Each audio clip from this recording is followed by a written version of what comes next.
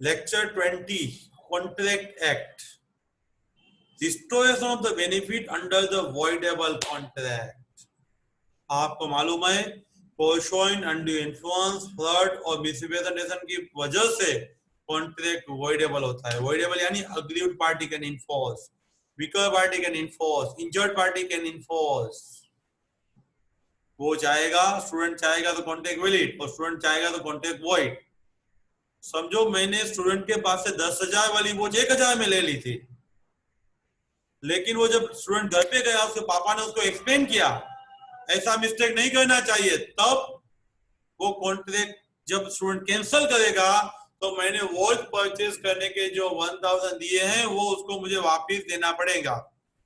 वो मुझे 1,000 वापस देगा.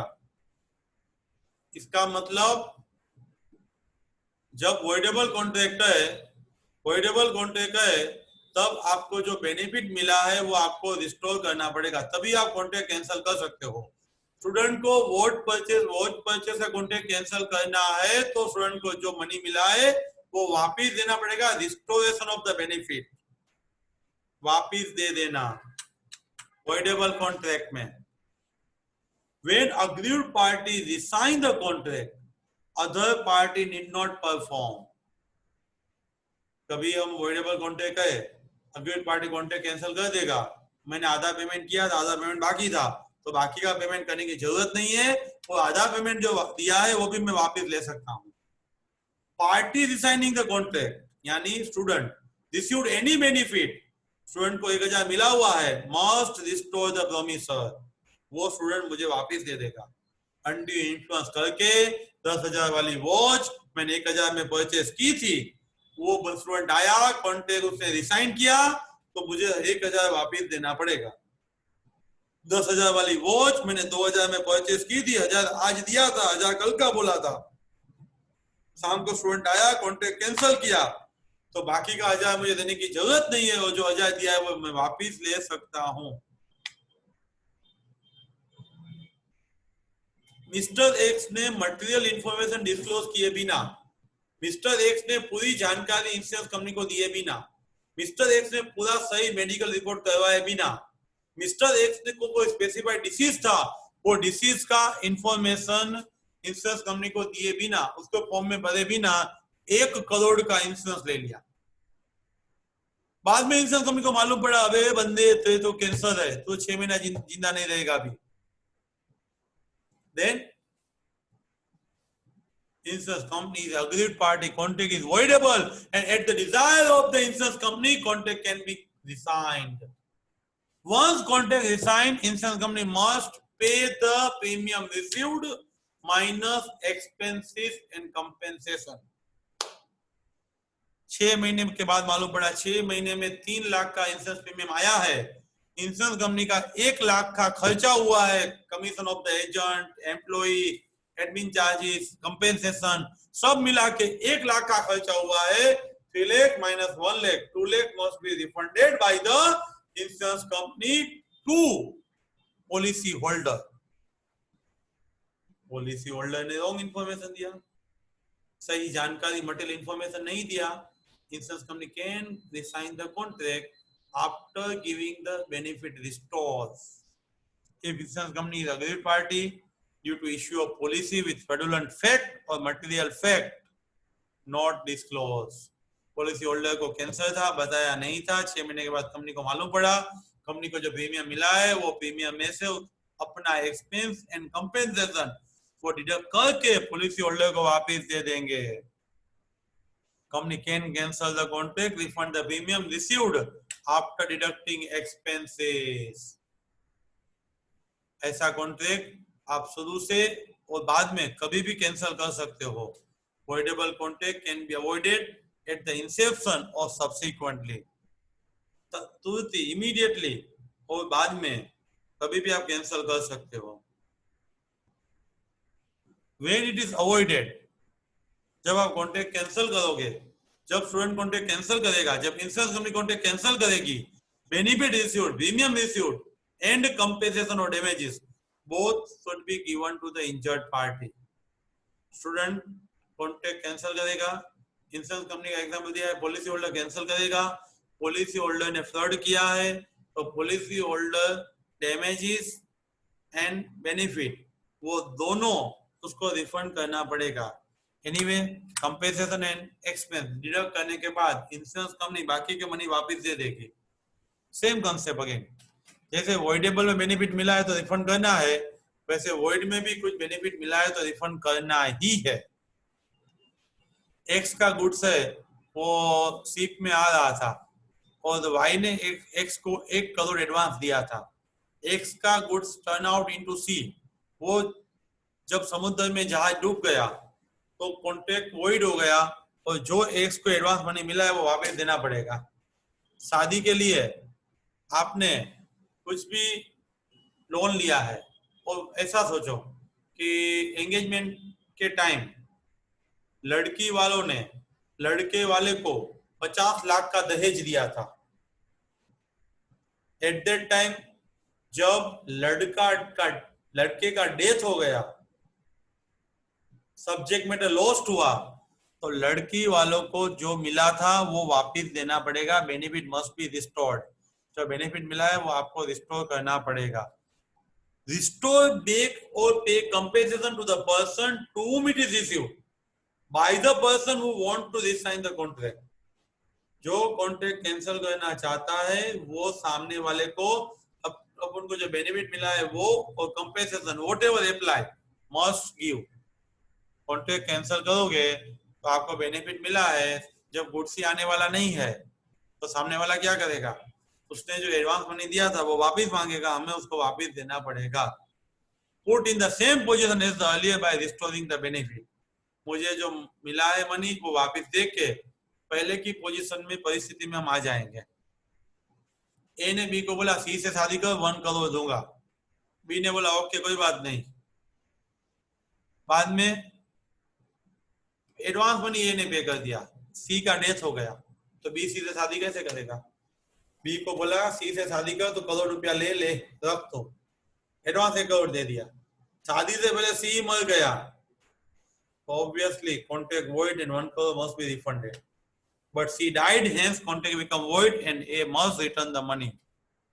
आपने 12 महीने के लिए गोडाउन रेंट पे रखा था, 7 मंथ के बाद फायर हुआ, गोडाउन लॉस हुआ, आपका कोई मिस्टेक नहीं है।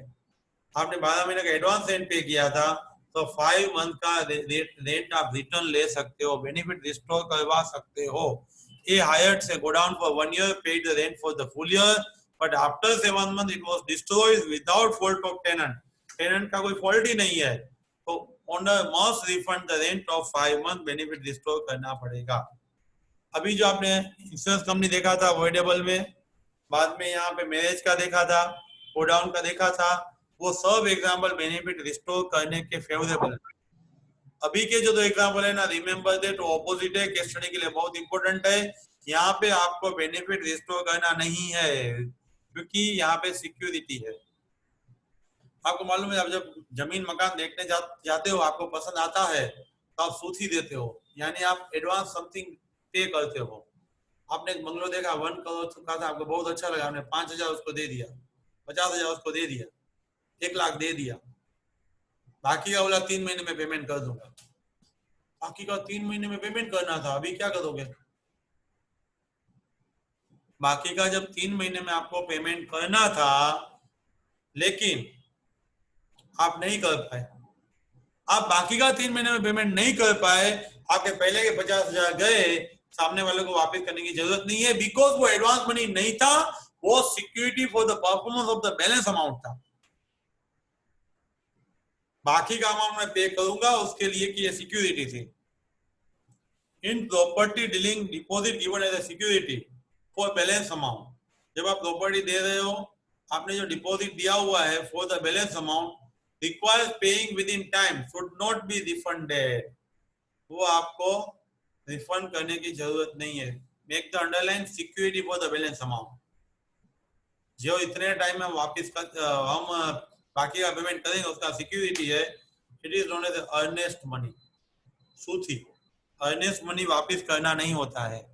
Jamnagar municipal corporation, Ahmedabad municipal corporation, ये सब जो कॉन्ट्रैक्ट में एंटर होता है उसका स्पेसिफिक फॉर्म होता है, स्पेसिफिक फॉर्म में कॉन्ट्रैक्ट में एंटर होते हैं। कॉर्पोरेशन का अपना लीगल स्टैट्यूटरी लॉ है, उसके अंदर रह करके हम कॉन्ट्रैक्ट कर सकते हैं। तो उसके within the limits we are entering into a contract in specific form, hence in any circumstances corporation is not liable. आपने कोई टेंडर भरा था, एडवांस मनी पे किया था, आपने कुछ भी काम किया हुआ है, लेकिन बाद में आप रिफंड मनी मांगने जाओगे तो नहीं मिलेगा। Corporation will not refund because anything is done it must be from the promisor. ऐसा माना जाता है कि कॉर्पोरेशन के साथ कुछ भी कॉन्ट्रैक्ट करते हो कैंसिल होता है, उसमें कॉर्पोरेशन का कभी मिस्टेक ही नहीं होता है, मिस्टेक आपका होता है, इसलिए आपको कभी मनी वापस नहीं मिलेंगे। कॉर्पोरेशन से कभी मनी वापस नहीं मिलते हैं क्योंकि उसका मिस्टेक नहीं होता है, हमारा होता है, ऐसा माना जाता है। आपका वॉइडेबल कॉन्ट्रैक्ट रिसाइन होगा, कैंसिल होगा, तो उसका भी कम्युनिकेशन आपको प्रपोजल की तरह ही करना है। Put into transmission and comes to the knowledge, तब वो कंप्लीट होगा। आपने भेजा है तो आपके अगेंस्ट में कंप्लीट, उसको मिला है तो उसके अगेंस्ट में कंप्लीट। डिस्चार्ज ऑफ कॉन्ट्रैक्ट, हम कॉन्ट्रैक्ट क्यों करते हैं? परफॉर्म करने के लिए। नॉर्मल सर्कमस्टेंसेस में पॉजिटिव एक्ट और नेगेटिव एक्ट हम परफॉर्म करके कॉन्ट्रैक्ट में से मुक्त हो सकते हैं, डिस्चार्ज हो सकते हैं। सबसे पहले परफॉर्मेंस। परफॉर्मेंस दो तरीके का है, actual and attempted. Actual performance means जो लॉ ने बोला था, एग्रीमेंट ने बोला था, कॉन्ट्रैक्ट ने बोला था, उसी तरीके से उसी टाइम में, समय एंड मेथड वो दोनों जो है हमने डिसाइड किया था वैसे ही परफॉर्म किया है। तो actual performance, attempted performance. Promisor is ready but promisor is not ready to accept. Promisor perform करने के लिए रेडी है, प्रोमिसर बारात ले जाने के लिए रेडी है, लेकिन प्रोमिसर बारात में आने के लिए रेडी नहीं है। अटेम्प्टेड परफॉर्मेंस, प्रोमिसर लड़का डिस्चार्ज, लड़की यानी प्रोमिसर लायबल, पे the damages. First, that is a performance. Second, that is a mutual agreement. What is a mutual agreement? पारस्परिक सहमति से आप जब म्यूचुअल एग्रीमेंट में कॉन्ट्रैक्ट में एंटर होते हो, समझ लो पुराना कॉन्ट्रैक्ट कैंसिल करके नया कॉन्ट्रैक्ट किया, दैट इज नोवेशन। पुराना कॉन्ट्रैक्ट ही कैंसिल किया, दैट इज रेसिशन। पुराने कॉन्ट्रैक्ट में कुछ बदल लाया, अल्टरेशन। पुराना कॉन्ट्रैक्ट में थोड़ा छोड़ दिया, रेमिशन। पूरा छोड़ दिया, वेइवर। ये सब करने से हमारा पुराना कॉन्ट्रैक्ट में से हम डिस्चार्ज हो जाएंगे, नया कॉन्ट्रैक्ट में हम लायबल होंगे। Novation, alteration, rescission, remission due to mutual agreement, आप कॉन्ट्रैक्ट में से डिस्चार्ज हो जाओगे। Impossibility of the performance, perform करना पॉसिबल नहीं है, इम्पॉसिबल है। Impossibility of the performance, that is सबसे पहले एब इनिशियो, शुरू से ही impossible. Two straight line meet to each other, star में, स्काई में से स्टार लेके आऊंगा, शुरू से ही पहले से मालूम है कि इम्पॉसिबल है। चेंज इन लॉ, लॉ में कुछ बदलाव आया है। आपका महाराष्ट्र में, मुंबई में वाइन का पीना, शराब का पीना वो इलीगल माना जाएगा, ऐसा होगा नहीं। तो चेंज इन लॉ है, तो ऐसी सिचुएशन में इम्पॉसिबल टू परफॉर्मेंस हो जाएगा। Now destruction of subject matter, आपका जो सब्जेक्ट मैटर है ना, जो मुख्य वस्तु है ना, वही नाश हो रही है। लड़का ही लॉस्ट हुआ, गुड्स का जहाज था वो समुद्र में डूब गया, subject matter loss, impossible to perform. Non existence और non occurrence of the particular things, जो चीज से आप काम कर रहे थे वो चीज ही चली गई। लाइक सब्जेक्ट मैटर लॉस जैसा ही है। आप गायक कलाकार थे, गाना गाने जाना था, लेकिन आपका गला बंद हो गया। आप पेंटर थे, आपका हाथ में फ्रैक्चर आया, सीवियर फीवर हो गया, कोरोना हो गया। नॉन एग्जिस्टेंस और non occurrence of the particular things, यानी personal incapacity like dangerous malady, बहुत बीमार, तो इम्पॉसिबल एक्ट हो जाएंगे। Declaration of the war, war declare होगा तो फ्रेंडली स्टेट है वो दुश्मन हो जाएगा, तो उसके सिटीजन कॉन्टेक्ट नहीं कर सकते। ए ने बी को बोला मैं जादू करके आपको एक खजाना ढूंढ के दूंगा, तो वो भी ऑब्वियसली इम्पॉसिबल टू परफॉर्म है। ए ने बी को बोला तेरे बिना कोई नहीं, तुझसे मैं शादी करूंगी, सुन के बी मेड पागल हो गया, तो ये शादी नहीं करेगी, कॉन्टेक्ट वर्ड इम्पॉसिबल। ए ने बोला था थिएटर में गाना गाने के लिए आऊंगी, लेकिन गला बंद हुआ, नहीं जा पाई, इम्पॉसिबल। डिस्चार्ज, ये सब डिस्चार्ज के रास्ते हैं। कॉन्ट्रैक्ट में से आप कैसे डिस्चार्ज हो सकते हैं? परफॉर्मेंस करके डिस्चार्ज हो सकते हैं, म्यूचुअल अंडरस्टैंडिंग से, एग्रीमेंट से डिस्चार्ज हो सकते हैं, जब परफॉर्मेंस इम्पॉसिबल हो जाएगा तब डिस्चार्ज हो जाओगे।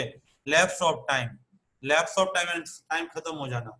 आपको मालूम है performance with in reasonable time होना चाहिए। कई बात के लिए लो ने स्पेसिफाइड टाइम दिया है तो स्पेसिफाइड टाइम, और स्पेसिफाइड टाइम नहीं है तो रीजनेबल टाइम में परफॉर्मेंस होना चाहिए। आपको मालूम है 3 साल के अंदर ही डेटा के पास से आप मनी मांग सकते हो। 3 साल खत्म हो जाओगे तो लैप्स ऑफ टाइम की वजह से आपका कॉन्ट्रैक्ट डिस्चार्ज हो जाएगा। Not perform within specified time given in the limitation act, no action was taken, hence derive the remedy. Creditors cannot file a suit after 3 years of the due date. It is known as a time barred. Time barred હોવાને લીધે તમે દાવો કરી શકતા નથી। 3 વર્ષ થઈ ગયા પછી નહીં। ઓપરેશન ઓફ લો એટલે સક્સેશન બાજુમાં લખી નાખો। સક્સેશન થઈ જાય, બાપ મરી જાય એટલે ઓટોમેટિક બાપ ડિસ્ચાર્જ। ઇન્સોલ્વન્ટ થઈ જાય એટલે automatic insolvent discharge. Death and insolvency operation of law. Example थोड़ा विचित्र आपको एक्स्ट्रा दिया हुआ है। A took lease against same property is purchased by him, purchase is valid। A ने अपनी प्रॉपर्टी रेंट पे लिया और अपनी प्रॉपर्टी परचेस की हुई थी। ए इतना बड़ा आदमी था, उसको मालूम नहीं था उसके पास कितनी प्रॉपर्टी है। ए ने बी को बोला जा वालकेसाई में मेरा एक फ्लैट बुक करवा के आ। बी जब गया तब ए का एजेंट और कोई था जेड, वो जेड ने बी को बेचा लेकिन कुछ क्लियर नहीं किया कि ये उसी आदमी का है, तो हमारा परचेज वैलिड होगा, रेंट नहीं। Supervisor right will be enforce. Same person again purchase own goods only at that time, supervisor right purchase will be valid, rent नहीं, supervisor right will be valid. Again breach of contract, contract क्यों करते हैं? Perform करने के लिए, तभी भी कई बार हमें भंग करना पड़ता है। दो तरीके का ब्रीच है, actual breach and anticipated breach. पूरा चैप्टर नेक्स्ट है वो ब्रीच ऑफ कॉन्ट्रैक्ट है। जब हम परफॉर्म करना था उस समय पे हम मना बोलेंगे मैं परफॉर्म नहीं करूंगा तो एक्चुअल ब्रीच, डैमेजेस को क्लेम करने ही है। एंटीसिपेटरी ब्रीच, टाइम से पहले मना बोल दिया तो एंटीसिपेटरी ब्रीच, उसमें भी डैमेजेस क्लेम करना है। शादी के दिन कोई बारात आ गई, मंडप था, ब्राह्मण था, अग्नि में श्वास चल रहा था, सब लोग लंच ले रहे थे। जब ब्राह्मण ने बोला कन्या बजाओ, अंदर से आवाज आई, कन्या भाग गई, पंडित अभी गई। Eight that time it is actual breach of contract. Time पे ना बोला है, एक्चुअल ब्रीच ऑफ कॉन्ट्रैक्ट। अगले दिन दांडी के टाइम ना बोला होता तो anticipatory breach of contract. Time से पहले ना बोला है तो एंटीसिपेटरी, और टाइम पे बोला है तो एक्चुअल ब्रीच ऑफ कॉन्ट्रैक्ट। पहले एंटीसिपेटरी, बिफोर ड्यू डेट आपने मना बोल दिया, anticipatory. Actual on due date, on due date, at due date आपने मना बोला। इंजर्ड पार्टी डैमेजेस भी मांगेगी और अपने परफॉर्मेंस से डिस्चार्ज भी हो जाएगी। लड़की भाग जाएगी, लड़का अहमदाबाद से निकलने वाला था रात को, स्लीपर कोट लेके जान ले आने वाला था, बारात ले आने वाला था, अभी लड़का नहीं आएगा। Discharge and damages can be claim, damages claim हो सकते हैं। ए ने बी के साथ मैरिज किया, सी से शादी कर, तो मैं तुझे रिपीट कर रहा हूं, ए ने बी को बोला मैं तुझसे शादी करूंगी, बाद में ए ने सी से शादी कर ली तो बी ए पे स्यू कर पाएगा ड्यू टू ब्रीच। ए ने बी से शादी करनी थी, उसने सी से शादी कर ली, तो ऐसा नहीं चलता है, बी है वो ए पे स्यू करेगा। किसी ने जाने दिया, जा तुझे माफ किया, 3 वर्ड्स है, dispense, think fit, in accord and satisfaction. तीनों का सेम मीनिंग ही होगा, उसको माफ किया, जाने दिया। प्रोमिसी ने प्रोमिसर को थिंक फिट, जैसा उसे योग्य लगा वैसा उसे माफी दे दिया। C paid 1000 to B while it was due from A 5000। अभी A के पास से मांग रहा था B, C ने पे कर दिया है, तो ऑलरेडी इतना अमाउंट A के पास से कब मांग पाएंगे?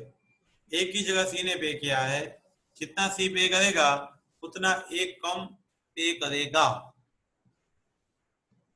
इसीलिए प्रोमिसी टाइम में, पेमेंट में, कुछ में भी कुछ फर्क हो किया है तो उसको think fit, accord, remit, dispense बोला जाएगा। प्रोमिसी ने बोला कई बात है, 5 लाख या 3 लाख लो चलेगा, जा तो माफ किया। नेक्स्ट, टॉमी ने रिफ्यूज किया।